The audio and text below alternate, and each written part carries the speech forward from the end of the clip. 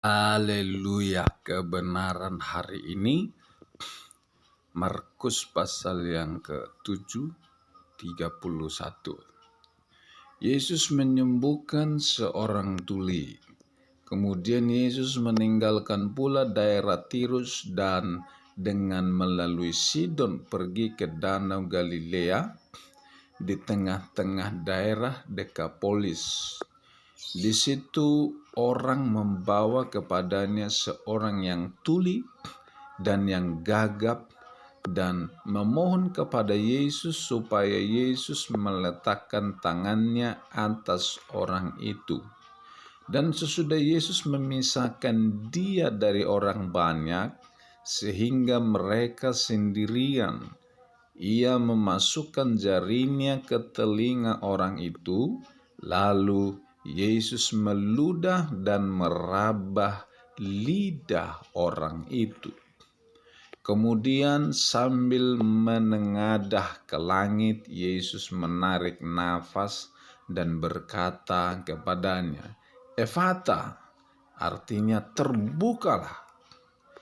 Maka terbukalah telinga orang itu, dan seketika itu terlepas pula lah pengikat lidahnya, lalu ia berkata dengan baik. Yesus berpesan kepada orang-orang yang ada di situ supaya jangan menceritakannya kepada siapapun juga.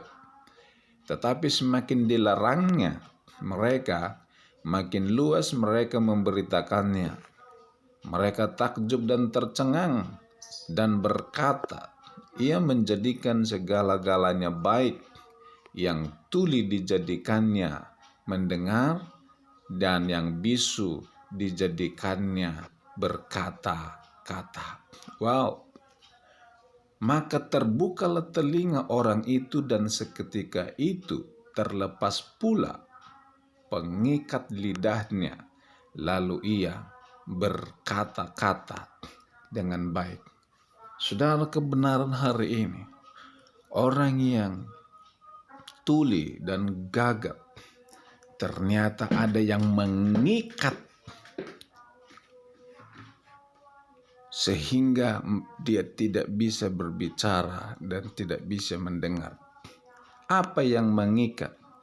Yang mengikat pasti dari kuasa kegelapan.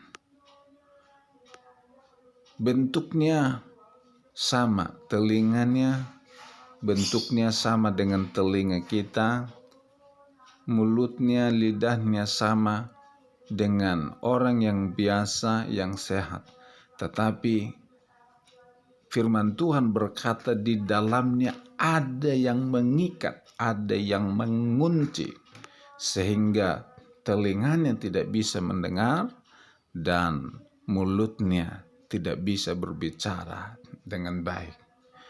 Dan ketika Yesus berdoa, Yesus memegang meraba lidahnya, kemudian Yesus berkata, "Efata," terbukalah.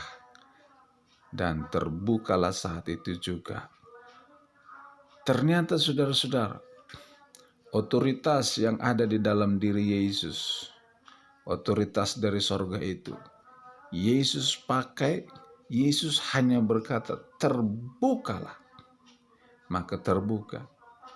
Kuasa kegelapan, roh sakit penyakit, roh bisu dan gagap yang mengunci mulut dan telinga orang itu,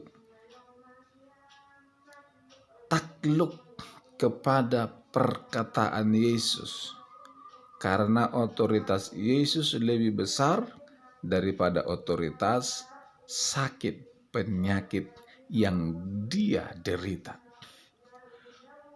Seseorang itu diikat oleh roh bisu dan roh tuli. Dan roh yang ada di dalam kita lebih besar dari semua roh yang ada di dunia ini.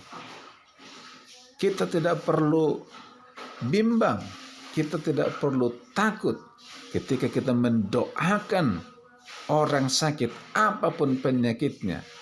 Kenapa? Karena roh yang ada di dalam kita lebih besar, dan otoritas yang ada di dalam kita lebih besar, otoritas kita dari sorga. Firman Tuhan berkata, sembuhkanlah yang sakit, usirlah setan, bangkitkanlah yang mati. Aku memberi otoritas kepadamu. Ini tanda-tanda orang yang percaya. Mereka menumpangkan tangan kepada yang sakit dan yang sakit sembuh. Otoritas itu sudah ada di dalam kita. Bagian kita adalah sekarang untuk melayani orang, mendoakan orang. Tidak perlu takut sembuh atau tidak. Kita cukup percaya dengan otoritas yang kita bawa di dalam hidup kita, yaitu otoritas dari Tuhan. Yesus setiap hari dia membangun hubungan dengan Bapanya. Pagi-pagi benar, Yesus sudah datang berdoa kepada Bapanya.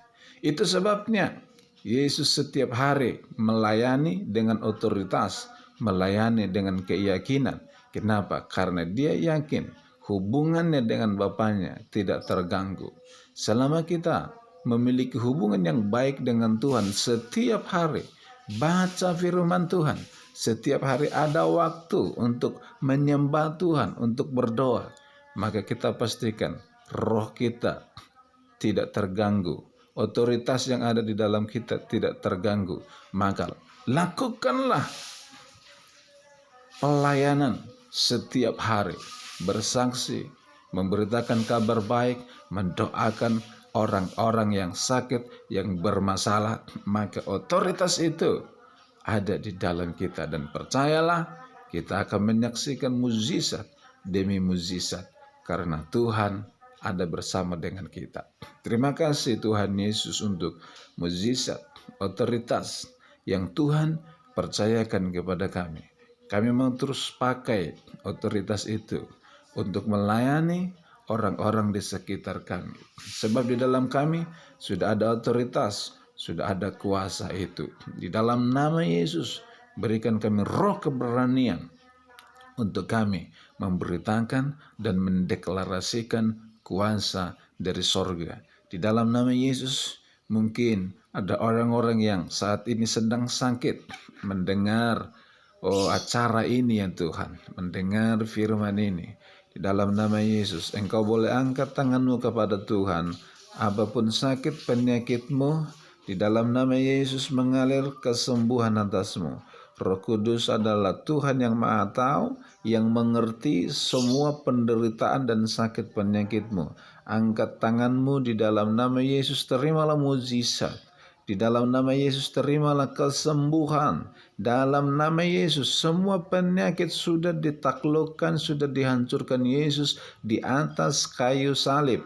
Oleh bilur-bilur Yesus engkau sudah disembuhkannya. Di dalam nama Yesus penyakit kanker aku hancurkan di dalam nama Tuhan Yesus. Sakit, bisu, tuli, butaku berdoa, aku nyatakan terbuka di dalam nama Yesus. Penyakit stroke di dalam nama Yesus disembuhkan.